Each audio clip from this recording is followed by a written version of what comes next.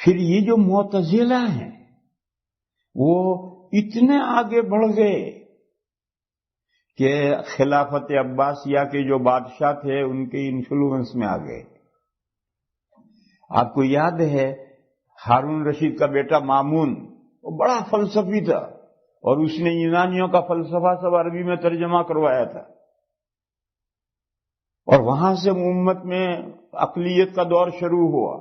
سب سے پہلے یہ مامون معتزلہ کے خیالات سے متاثر ہوا، اور بادشاہ معتزلہ ان کے اتنے قریب چلے گئے کہ ان کے خیالات سے بادشاہ متاثر ہو گئے.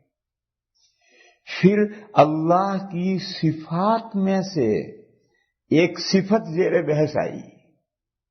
اللہ کی بہت صفتیں، ان صفتوں میں سے اللہ کی ایک صفت ہے صفت کلام.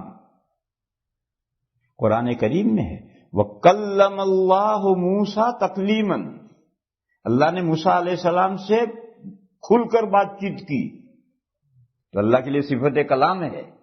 یہ صفت کلام زیر بحث آئی کیونکہ جو دوسری صفتیں ہیں ان کا پیکر محسوس نہیں ہے. اللہ سمیع ہے تو ان کا سمیع ہونے کا کوئی پیکر دنیا میں نہیں. اللہ بصیر ہیں، ان کا کوئی پیکر نہیں. اللہ کا چہرہ ہے، کوئی پیکر نہیں. اللہ کا ہاتھ دنیا میں کوئی پیکر نہیں. پیکر محسوس میں انگریزی لفظ اس کے لیے نہیں استعمال کر پا رہا ہوں. پیکر کے معنی ایک شکل جو نظر آ رہی ہے. تو تمام صفات کے لیے بتاؤ کوئی انگریزی لفظ کیا استعمال کروں؟ سارے امیج جو دکھے، امیج میں دکھنا بھی آ گیا. اللہ کی صفات میں سے کسی صفت کا امیج نہیں ہے، پیکر محسوس نہیں ہے. مگر جو اللہ کی صفت کلام ہے اس کا امیج قرآن کریم ہے. یہ قرآن کریم اللہ کا کلام ہے. دوسری تمام صفات کا کوئی امیج نہیں. تو اب یہ قرآن کریم زیر بحث آیا. ساری امت مانتی ہے کہ یہ اللہ کی صفت کلام ہے.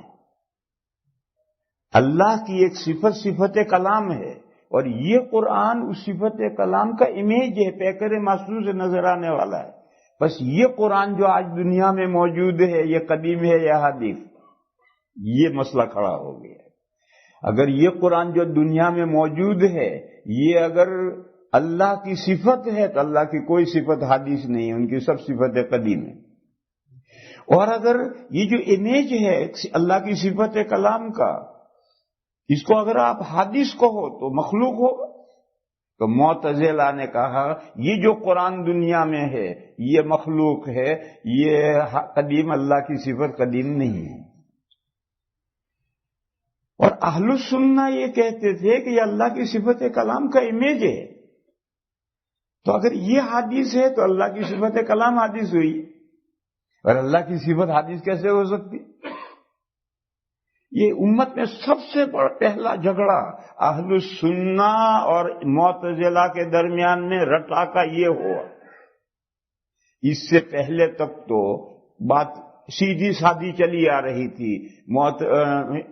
مجسمہ یہ کہتے تھے، معطلہ یہ کہتے تھے، مشبہ یہ کہتے تھے، اور اہل السنہ یہ کہتے تھے کہ یہ سب صفات اللہ کی ہیں، ہم اس کی حقیقت نہیں جانتے.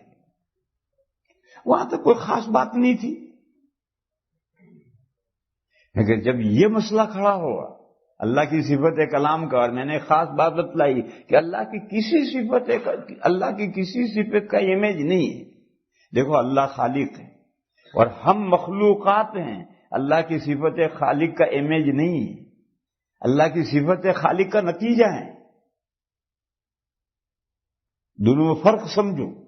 اللہ خالق ہیں، اللہ کی صفت وہ پیدا کرنے والے، اور یہ سب مخلوقات جو ہیں یہ اللہ کی صفت خالق کا امیج نہیں ہے.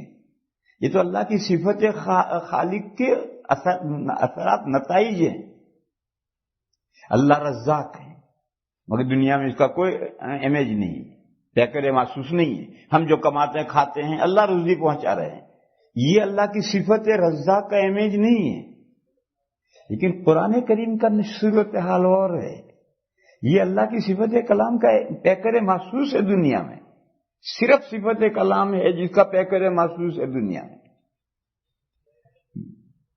معتزلہ نے کہا اللہ متکلم ہیں، اللہ کی صفت کلام ہے، ہم مانتے ہیں، مگر یہ قرآن اللہ کا کلام نہیں ہے۔ اللہ کا کلام ہے، یہ قرآن اللہ کا کلام ہے، مگر یہ قدیم نہیں ہے۔ اللہ کی صفت کلام قدیم ہے، مگر اس کا جو یہ امیج ہے یہ قدیم نہیں ہے، یہ مخلوق حدیث۔ اہل السنہ نے اچھا بادشاہ مامون، اور مامون کے بعد معتصم جو بادشاہ ہے، انہوں نے زبردستی مسلمانوں کو اس کا قائل کرنا چاہا کہ کہو کہ یہ قرآن مخلوق ہے۔ ارے بھائی اللہ کی صفت مخلوق کیسے کہہ دیں گے؟ نہیں کہو مخلوق ہے۔ اور ہزاروں آدمی، ہزاروں نے لاکھوں آدمی یہ بات نہ ماننے کی وجہ سے اہل السنہ میں سے بادشاہوں نے قتل کر دیے۔ یہ دور تھا امام احمد رحمت اللہ علیہ کا۔ امام احمد علیہ الرحمہ نے اہل السنہ کی طرف سے مردانہ وار مقابلہ کیا۔ انہوں نے کہا قرآن مخلوق نہیں ہے، اللہ کا کلام ہے اور قدیم ہے، اور ان کو جیل میں جانا پڑا، بار بار کوڑے برسائے گئے، مگر وہ مستقیم رہے۔ پھر یہ ہوا کہ جو معتصم تھا اس کی بیوی اچھے خیالات کی تھی، اس نے معتصم پر زور ڈالا اور اس نے امام احمد کو چھوڑ دیا۔ پھر معتصم بھی مرا۔ پھر اس کے بعد جو بادشاہ ہے وہ اس معتزلہ کے انفلوئنس میں نہیں تھے، تو یہ فتنہ دنیا سے ختم ہوا۔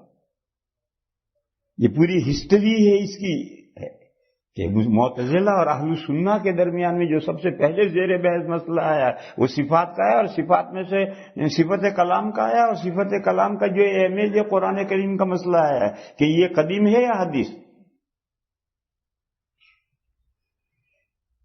یہاں تک سلفی سلف تھے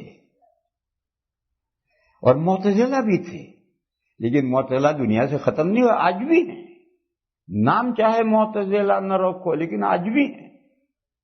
دیکھو یہ ڈاکٹر کہتے ہیں کہ انسانوں میں کوئی ڈیزیز ایک مرتبہ پیدا ہو گئی وہ ختم نہیں ہوتی، اس کے اثرات دنیا میں باقی رہتے ہیں، چاہے عام طور پر وہ بیماری نہ رہے مگر اس کے اثرات رہیں گے۔ جیسا قاعدہ سمجھو، جو گمراہ فرقہ پیدا ہو گیا وہ اگر ختم بھی ہو جائے گا تو خیالات باقی رہیں گے، خیالات ختم نہیں ہوں گے۔ تو آج بھی معتزلہ ہیں۔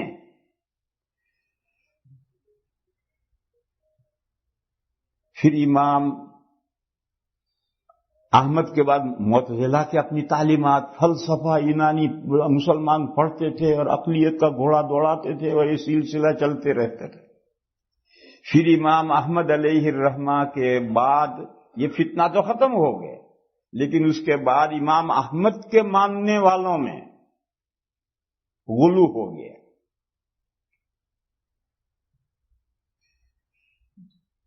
ان کے ماننے والے یہ کہنے لگے کہ یہ قرآن اللہ کی صفت کلام ہے اور قدیم ہے، اور یہ جو ابھی قاری صاحب نے آپ کو سنایا اور آپ نے سنا یہ بھی قدیم ہے۔ وہ کہتے ہیں جس کاغذ پر قرآن لکھا یہ کاغذ بھی قدیم ہے، جو جلد بنائی ہے وہ جلد بھی قدیم ہے۔ یہاں تک پہنچ گئے۔ یہ امام احمد کے ماننے والوں میں غلو پیدا ہوا، اور حضرت امام بخاری علیہ الرحمہ کو جو نیشاپور سے نکالا گیا ہے، پھر بخارا سے جو ان کو نکالا گیا ہے، وہ اسی مسئلے کی وجہ سے نکالا گیا ہے۔ امام بخاری جب نیشاپور میں پہنچے تو بڑا استقبال ہوا۔ سبق میں کسی نے پوچھا کہ یہ جو ہم قرآن پڑھتے ہیں اور سامعین سنتے ہیں یہ حدیث قدیم ہے، تو امام بخاری علیہ الرحمہ نے فرمایا لفظی بالقرآن مخلوق،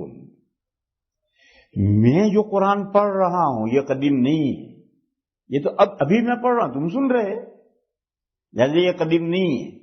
لفظی بالقرآن مخلوق بس حنابلہ نے امام احمد کے بعد کا دور ہے۔ دیکھو امام احمد علیہ الرحمہ، امام بخاری علیہ الرحمہ امام احمد کے شاگرد ہیں حدیث میں، اور امام احمد کا انتقال ہو چکا ہے سن 241 میں. اس کے بعد کا یہ دور ہے. حنابلہ میں غلو پیدا ہوا، وہ ہر چیز کو قدیم کہنے لگے. وہ کہتے ہیں جس سیاہی سے قرآن لکھا وہ سیاہی بھی قدیم. امام بخاری نے کہا کہ نہیں، یہ سب چیزیں قدیم نہیں ہیں. ارے یہ کاغذ تو ابھی فیکٹری میں بنا ہے، یہ پریس میں تو فلاں سن میں چھپا ہے، یہ سیاہی ابھی بنی ہے، کیسے قدیم ہو جائیں گے؟ قرآن اللہ کا کلام ہے، قدیم ہے. مگر یہ سب چیزیں قدیم نہیں، یہ مخلوق ہیں. قاری جو پڑھتا ہے، فرمایا کہ میں جو پڑھوں یہ مخلوق ہے، یہ قدیم نہیں. مگر حنابلہ غلو کرتے کرتے اتنا دور پہنچ گئے تھے کہ انہوں نے کہا نہیں، اس کافر کو نکالو یہاں سے. وہ بھی نیشاپور سے نکالے گئے، بخارا سے بھی نکالے گئے. جب بخارا پہنچے تو نیشاپور میں جو ان کے خصم تھے، ٹکر، وہ محمد ابن یحییٰ زہلی رحمت اللہ علیہ تھے، بہت بڑے محدث. انہوں نے وہاں بھی امیر کو خط لکھا کہ کافر تمہارے یہاں ہے، نکالو. تو بخارا سے بھی وہ نکالے گئے. حالانکہ امام بخاری علیہ الرحمہ نے جو بات فرمائی تھی وہ 100% صحیح تھی. اور یہی بات امام بخاری علیہ الرحمہ سے بہت پہلے امام ابو حنیفہ علیہ الرحمہ اپنی کتاب میں لکھ چکے تھے. امام ابو حنیفہ علیہ الرحمہ کی ایک کتاب ہے الفقہ الاکبر. دیکھو امام ابو حنیفہ کا زمانہ کون سا ہے؟ سن 150 میں امام ابو حنیفہ کا انتقال ہوا ہے، اور امام بخاری کا 256 میں انتقال ہوا ہے. تو اتنا پہلے امام ابو حنیفہ علیہ الرحمہ الفقہ الاکبر میں یہ بات لکھ چکے ہیں کہ کلامنا بالقرآن مخلوق، کہ ہم جو قرآن پڑھتے ہیں یہ ہمارا پڑھنا اور آپ کا سننا یہ مخلوق ہے، یہ قدیم نہیں ہے. یہ بات لکھ چکے تھے. مگر اس وقت کوئی ہنگامہ کھڑا نہیں ہوا تھا. کیوں؟ اس وقت تو سادہ فورم تھا، کوئی مسئلہ نہیں تھا. لیکن اب جب یہ حنابلہ میں غلو شروع ہوا تو اب یہ مسئلہ بڑا سنگین بن گیا. اور وہی بات جو انہوں نے کہی تھی امام بخاری علیہ الرحمہ نے کہی تو چاروں طرف سے ان پر حملے شروع ہو گئے. حالانکہ امام احمد کا مذہب ان کا شاگرد بہتر جانتا ہے بات کے لوگوں سے. امام احمد نے جو قرآن کے بارے میں کہا تھا کہ وہ قدیم ہے، مخلوق نہیں ہے، وہ اس کا کیا مطلب ہے، اس کا مطلب امام بخاری بہتر جانتے تھے. اور امام احمد علیہ الرحمہ امام اعظم کے شاگردوں کے شاگرد ہیں. امام شافعی کے تو شاگرد ہیں ہی. امام شافعی امام محمد کے شاگرد ہیں. اس کے علاوہ دوسرے امام ابو حنیفہ کے شاگردوں سے امام احمد نے پڑھا ہے. اس لیے امام اعظم نے جو لکھا تھا وہ ان کے سامنے ہے. اور امام بخاری اپنے استاد کا مذہب صحیح سمجھ رہے ہیں، اور وہ جو کہہ رہے ہیں وہ 100% صحیح ہے. مگر حنابلہ میں اتنا غلو ہو گیا کہ امام بخاری کا یہ قول ان کو ہضم نہیں ہو.